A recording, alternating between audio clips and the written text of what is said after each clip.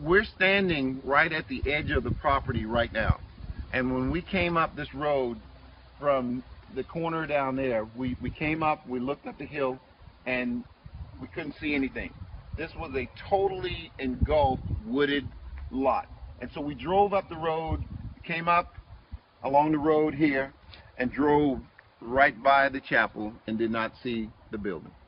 And as I got to the mailbox there on the left, I looked over my shoulder, my wife was driving, and I could see the bell tower on the corner of a tree.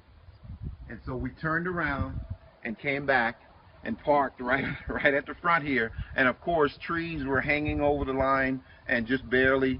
And I stopped, and I was able to make my way. The windows and the doors were missing out of the building. And so I made my way through the wooded area here, and I went over and stumbled into one of these monuments here. And I told my wife, I said, I think we found it. But this was totally wooded. In July, summer of 2004, you could hardly, when I went into this, my wife didn't see me until I came out on the other side and walked along the road and came back. But it was totally engulfed with trees and underbrush. And to look at it and see, but when you went inside the building, it was structurally sound. And I couldn't believe it. I mean, like I said, I have a history of this in my family, as far as my mom, grandmothers attending one-room church houses. But all of these buildings in South Carolina in my area are gone, either by storms, which we have a lot of, hurricanes, tornadoes.